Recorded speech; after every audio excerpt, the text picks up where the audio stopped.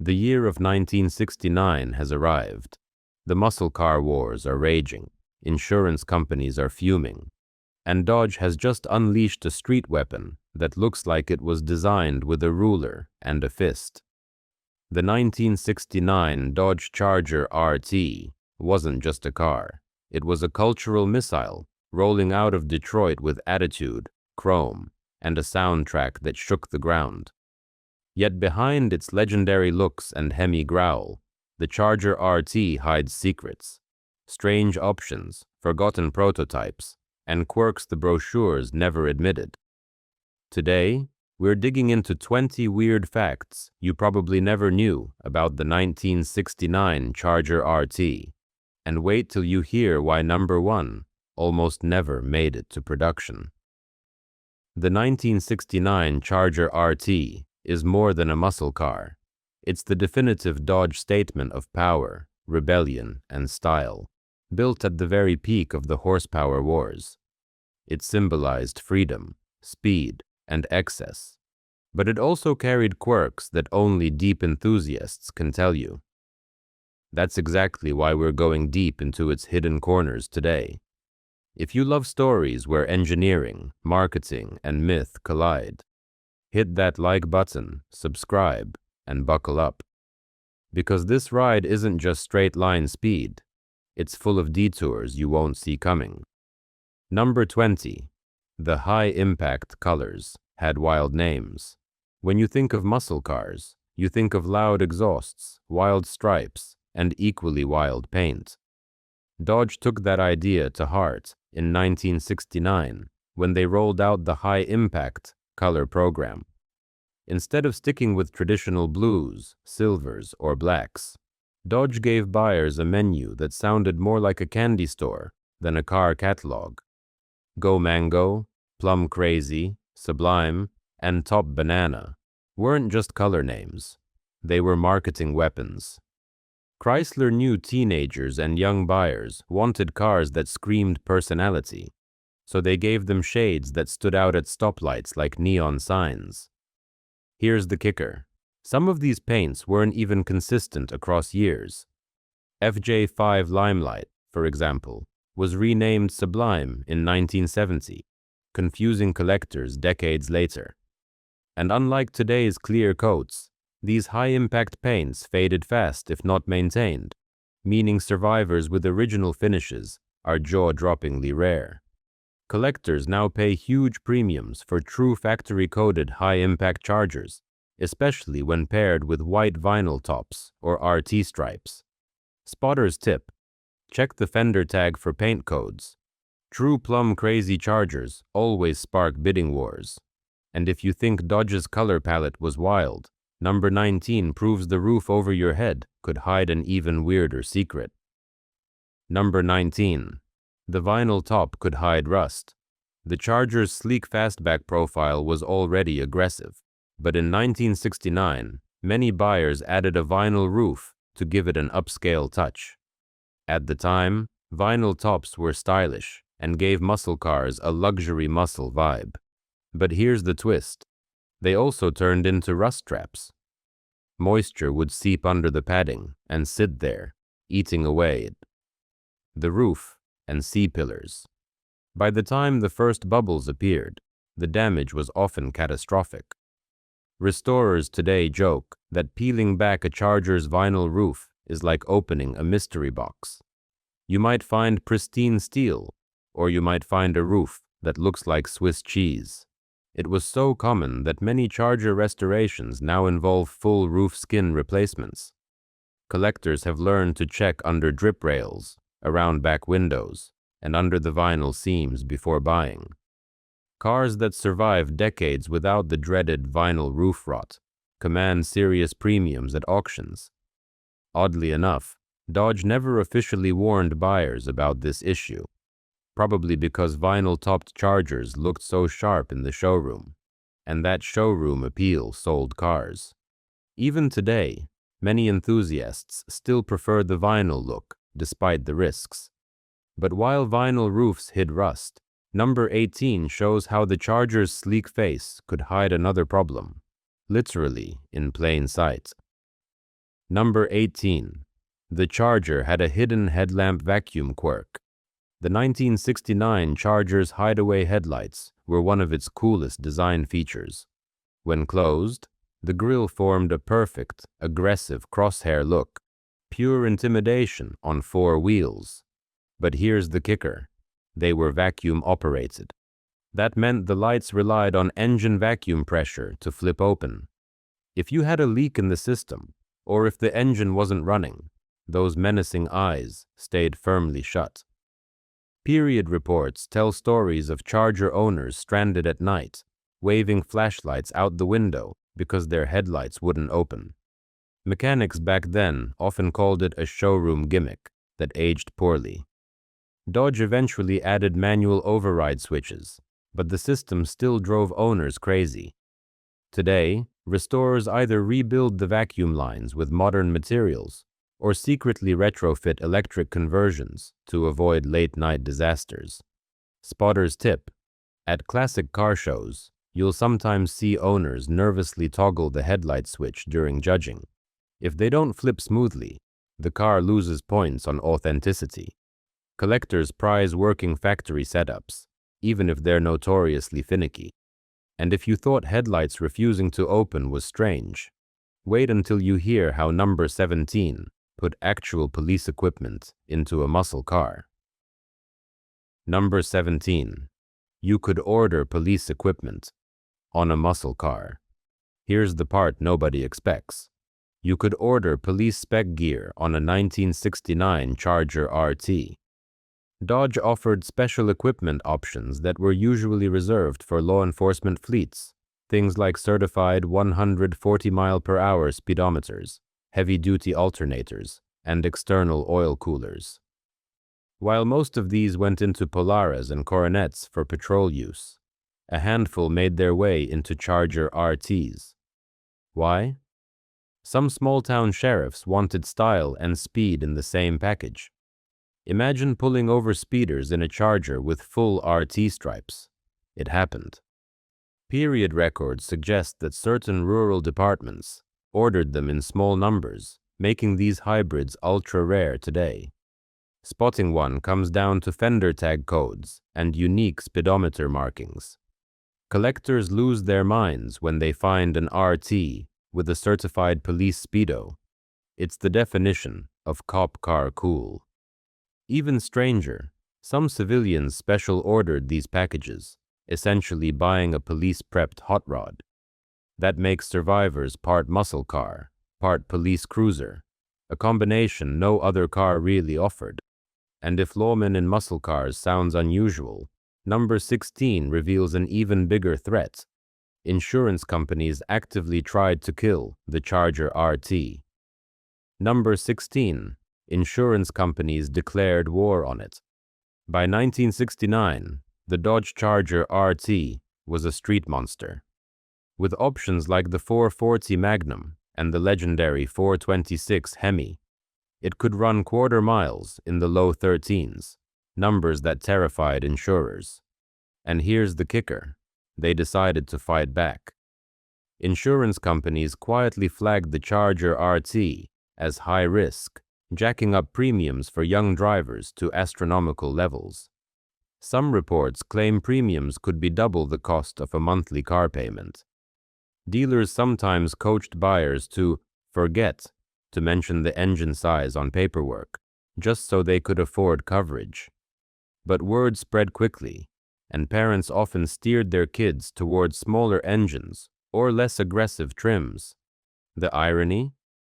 Many of those downgraded cars now sit unloved in barns, while original Hemi RTS have become million-dollar collectibles. Collectors today laugh at what insurers feared. The very thing that made the RT expensive to insure is exactly what makes it valuable now. Spotter's tip: cars with matching numbers Hemis and factory paperwork showing original ownership are the crown jewels of Charger collecting.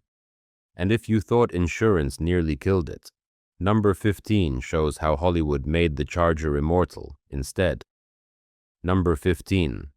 Hollywood turned the Charger into a villain. When people think of the '69 Charger RT, their first image usually isn't a drag strip, it's the silver screen. And here's the twist. Hollywood almost single-handedly cemented its reputation as the ultimate villain's car. The most famous example? Bullitt, 1968, where a black '68 Charger RT with a 440 chased Steve McQueen's Mustang GT through the streets of San Francisco. That chase scene, considered one of the greatest in cinema, made the Charger look unstoppable.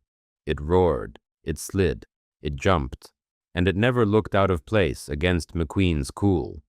But that wasn't all. Just a year later, the Dukes of Hazzard turned the Charger into pop culture royalty.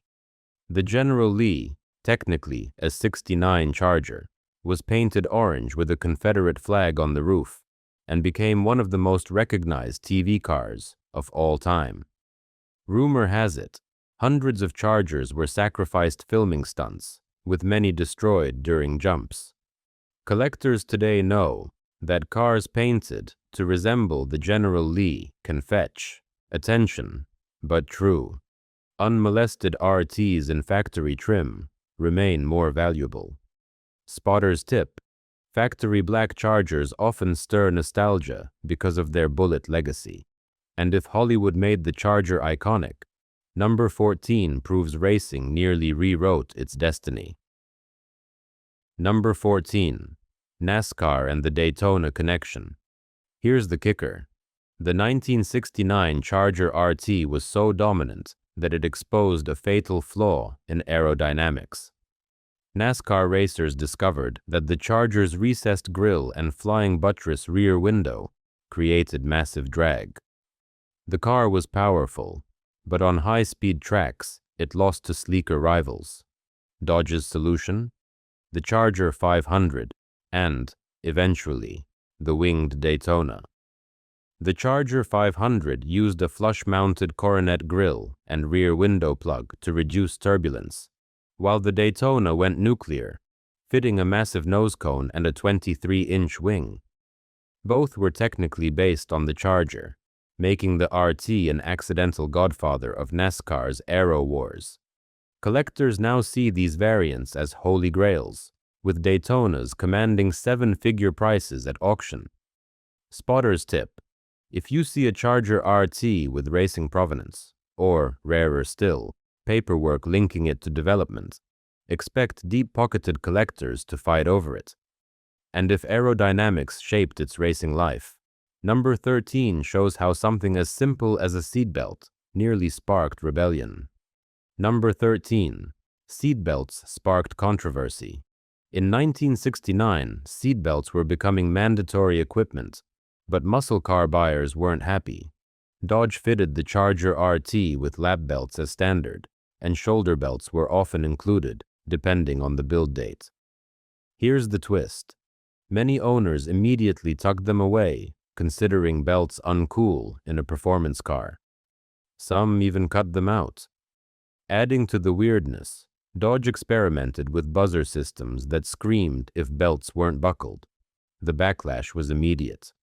Owners hated being nagged by their car, and some dealers even disabled the buzzers before delivery. Collectors today often find unused, mint-condition belts stuffed behind the seats, never touched by the original owner. Spotter's tip: survivor cars with original shoulder belts intact, and especially those with paperwork noting early seatbelt delete requests, are quirky reminders of an era when safety was almost a dirty word. And if you think belts caused drama, number 12 reveals a factory defect that forced owners to rethink their brakes. Number 12. The drum brake dilemma. Despite its monstrous power, the 1969 Charger RT often came with front drum brakes as standard. Yes, you heard that right. A car packing 440 or 426 cubic inches could still rely on technology better suited to grandma's sedan. The result? Brake fade so severe that owners joked about planning stops a quarter-mile in advance. Disc brakes were available, but not everyone ticked the option box. Many didn't realize until too late how badly drums struggled after a few hard stops. Period magazine. Tests warned readers that the Charger's braking was its Achilles heel. Collectors today view factory disc-equipped RTs as far more desirable, not just for performance, but also for authenticity. Restorers often upgrade brakes, but purists insist on keeping original drum setups intact, even if it means reliving those terrifying downhill moments. Spotter's tip: check for factory Kelsey Hayes calipers. They instantly boost a car's desirability. And if brakes were a flaw, number 11 shows how Dodge almost tried to fix the Charger's weight problem with a strange experiment. Number 11. Fiberglass hood experiments. The 1969 Charger RT is known for its bulging power bulge steel hood. But here's the part nobody talks about. Dodge briefly experimented with fiberglass hoods for weight reduction. Rumor has it a small batch of test cars, likely engineering mules, were fitted with lightweight panels that shaved dozens of pounds off the front end. The project never went mainstream. Fiberglass didn't meet Dodge's durability standards for mass production. But whispers of these cars circulate in Mopar collector circles. Imagine a Charger RT that weighed nearly a bag of cement, less at the nose. It could have been a drag strip killer. Collectors today pay huge premiums for any documented oddball prototype parts. Spotter's tip: a genuine lightweight hood will have subtle glass weave patterns underneath instead of factory steel stampings. Finding one is like striking gold, and if fiberglass was too fragile for Dodge, number 10 reveals how one tire option nearly destroyed the car's reputation for safety. Number 10. The redline tire problem. Here's the kicker. The 1969 Dodge Charger RT could be ordered with flashy redline bias ply tires, perfect for showroom appeal, terrible for real-world grip. Bias ply construction meant the tires had stiff sidewalls and poor contact patches, especially under the RT's brutal torque. Period road tests complained that flooring a Hemi-powered Charger with redlines often ended in smoke, squeal, and sometimes sideways chaos. Even more shocking, those redlines also wore down incredibly fast. Owners reported burning through rear tires in under 5,000 miles, especially if they were prone to weekend drag racing. Insurance woes aside, tire bills alone scared some buyers. Dodge eventually shifted marketing toward wider polyglass tires, which at least tamed wheelspin slightly.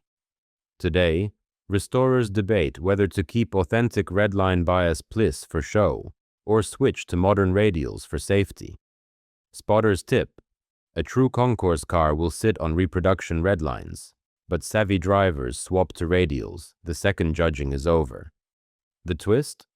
This tire drama fed rumors that Dodge overestimated the Charger's handling, and as we'll see in number 9, weight distribution didn't help. Number 9. The Charger was nose-heavy. The Charger RT looked balanced, but pop the hood and you'd find a giant iron block sitting way out front. The 440 Magnum 4F8 weighed over 670 pounds, and the legendary 426 HEMI tipped scales past 735. The result? A nose-heavy muscle car that understeered like a freight train. Test drivers in 1969 noted the Charger pushed wide in corners unless driven with finesse. Here's the twist.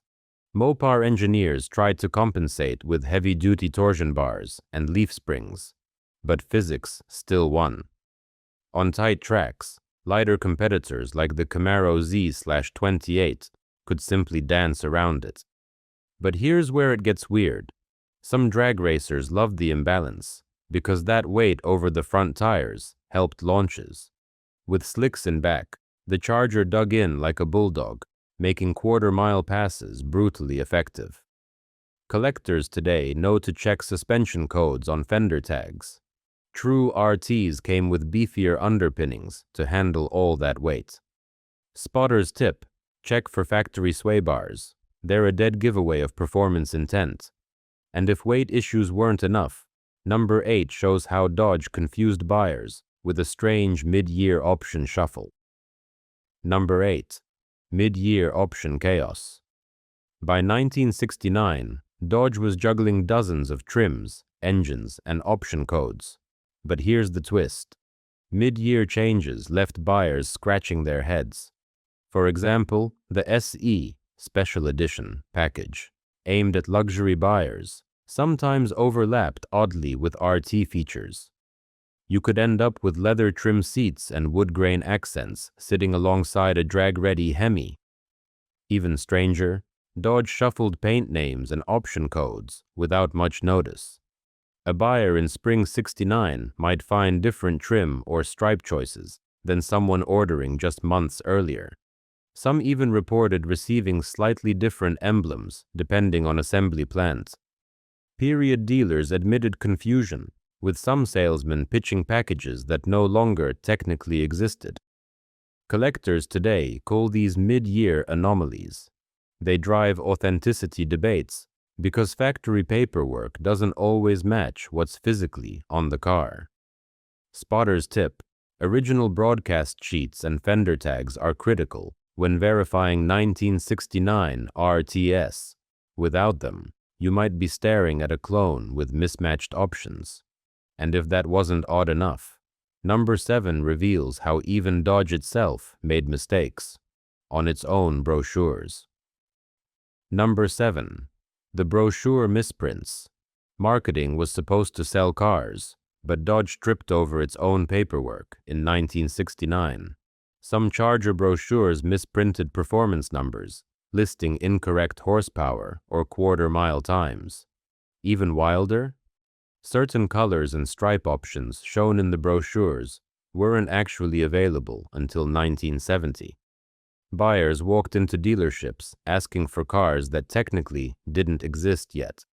The part nobody talks about. Some dealers improvised, creating semi-custom Chargers to match brochure art, even if Dodge never sanctioned it. That means a handful of one-off cars were sold with dealer-installed stripe combos or trim swaps that collectors argue about to this day. Today, Mopar historians love hunting for these anomalies. Spotter's tip: an original brochure paired with a matching car, whether factory error or dealer workaround, can spike collector value. It's a case where misprints literally created rarities. And if brochures caused headaches, number 6 shows how emissions rules forced Dodge into an even stranger problem: carburetors that choked their own power. Number 6.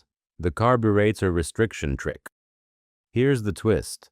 Even in the golden era, regulators were creeping in.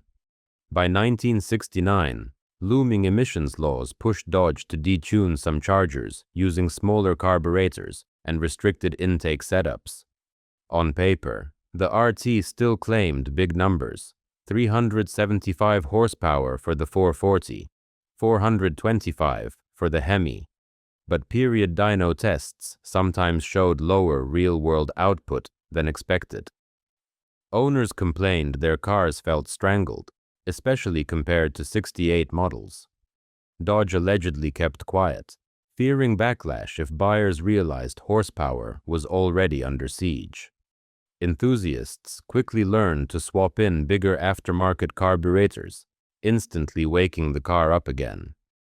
Collectors today debate whether factory stock means keeping those strangled carbs or upgrading to what owners actually did in period. Spotter's tip: check for correct Carter AVS or Holley carbs with factory date codes. Mismatches can slash authenticity value. And if choking engines was a weird compromise, wait until you hear how number 5 involved cars being built with totally mismatched VINs. Number 5. VIN mix-ups at the factory. Here's the kicker. Some 1969 Chargers RTs rolled off assembly lines with VIN inconsistencies. Chrysler operated multiple plants, and occasional human error meant broadcast sheets, fender tags, and stamped VINs didn't always align perfectly. Imagine buying a brand new RT, only to later find your paperwork listed options your car never had. Collectors today call these factory misbuilds. Some were harmless, like a stripe package listed on paper but not on the car. Others were weirder, with mismatched engine codes. A few unlucky owners thought they'd bought a Magnum 440, only to realize their paperwork referenced a base model 383. Chrysler allegedly corrected some under warranty, but not all. The twist? These VN anomalies create headaches decades later. Auction houses require matching numbers for top-tier prices, but some misbuilds are genuine, born that way. Spotter's tip: look for hidden VIN stampings under the cowl and radiator support. Real cars match in at least 2 places, even if paperwork doesn't. And if VINs caused chaos, number 4 proves dealers themselves sometimes made things even stranger. Number 4. Dealer-created oddballs. Not every 1969 Charger RT was factory pure. Some Dodge dealers, especially performance-focused ones, built dealer specials to draw attention. They might add non-factory stripe kits, install aftermarket headers, or even swap wheels not listed in official catalogs. Why? Because local competition was fierce, and dealers wanted their showroom cars to stand out. One legend involves a handful of Midwest dealers repainting Chargers in custom metallics that mimicked high-impact shades before Chrysler officially offered them. Others reportedly sold pseudo-Daytonas with bolt-on nose cones. While not factory authentic, these dealer one-offs now carry fascinating provenance. Collectors prize them if paperwork shows the mods were done pre-sale. Here's the twist. Mopar purists sometimes dismiss them as non-original, but history buffs argue they reflect the true dealership culture of the muscle car era. Spotter's tip: if you find a Charger with odd but well-documented dealer mods, don't dismiss it. It might be rarer than a stock build. And speaking of rarity, number 3 shows how one export market created some of the strangest Chargers ever made. Number 3. Export market rarities.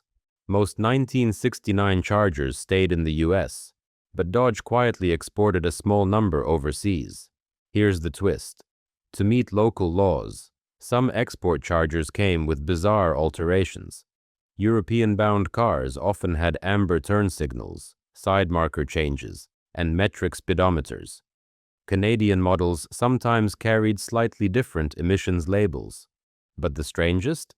A handful of right-hand drive conversions for export to places like Australia and South Africa. These weren't factory jobs. Local coach builders hacked and re-engineered dashboards, steering columns, and pedal layouts. Imagine a Charger RT with its shifter on the wrong side. That's muscle car Twilight Zone. Collectors today go crazy for export Chargers, especially if they retain unique parts like factory-stamped metric gauges. Spotter's tip: check build sheets for export codes like Y14 Special Order. They're the smoking gun. And if foreign laws force Dodge into weird shapes, number 2 shows how corporate politics almost killed the Charger's racing ambitions entirely. Number 2. The racing ban loophole. Here's the part nobody talks about. By 1969, Chrysler publicly claimed they were done with factory racing. Corporate brass wanted to focus on emissions compliance and safety image, but engineers and dealers weren't ready to give up. The loophole? Privateer racers. Chrysler quietly looked the other way, while parts, engines, and even entire Charger shells found their way into race teams' hands. NASCAR insiders whispered about backdoor engineering support, where Chrysler funneled wind tunnel data and prototype parts under the table. It's how the Charger Daytona project survived, despite the official ban. Without this shadow pipeline, the Charger's NASCAR dominance might never have happened. Collectors drool over paperwork linking cars to racing provenance, engines stamped with team codes, or body shells with odd prep markings. Spotter's tip: if you ever see a Charger tagged with unusual weld reinforcements, it could be a backdoor race mule. And if Dodge was playing double games with racing, number 1 is the ultimate twist, because the Charger RT we know today nearly didn't exist at all. Number 1, the big reveal. The RT almost never happened. Here's the shocking truth. The Charger RT, arguably Dodge's most legendary trim, was almost scrapped before it launched. In late 1967, Chrysler management debated whether the RT branding, road track, should focus solely on midsize cars like the Coronet. Some argued the Charger, with its luxury leanings, should avoid hardcore performance identity. They feared alienating buyers who wanted comfort, not drag strip bragging rights. The twist? Engineers and marketers fought back, insisting that without an RT version, the Charger would be overshadowed by Pontiac's GTO, Chevy's SS396, and Ford's Cobra Jet Mustangs. Their gamble paid off. By 1969, the RT wasn't just a trim, it was the heart of the Charger legend, available with the 440 Magnum and the almighty Hemi. Imagine a world without the Charger RT, no Daytona Aero Warriors, no Bullet Chase Menace, no General Lee fame. The entire cultural footprint of Dodge's muscle era hinged on a decision that could have gone the other way in a boardroom. Today, that near miss makes every surviving RT more than just a car. It's proof of Mopar's defiance. Spotter's tip: original XS29 VIN prefix confirms a real 69 Charger RT. Without it, you're just looking at an imposter. The 1969 Dodge Charger RT is more than chrome, stripes, and horsepower. It's a car built at the crossroads of rebellion and regulation, shaped by insurance battles, racing politics, Hollywood myths, and even factory mistakes. For every legend, like the General Lee or Daytona wing, there's a stranger story lurking underneath. Rust hidden by vinyl, headlights that wouldn't open, or carburetors that strangled their own power. And maybe that's why the Charger endures. It wasn't perfect. It was flawed, dramatic, and unpredictable. Just like the era it came from. Which fact blew your mind? Did you know about the export oddities, or the boardroom fight that almost killed the RT? Drop your thoughts in the comments. We always read them. And if you loved this deep dive, check out our videos on the Daytona, the Roadrunner, and the Shelby GT500. Until next time, keep your headlights open, your VINs straight, and your tires smoking.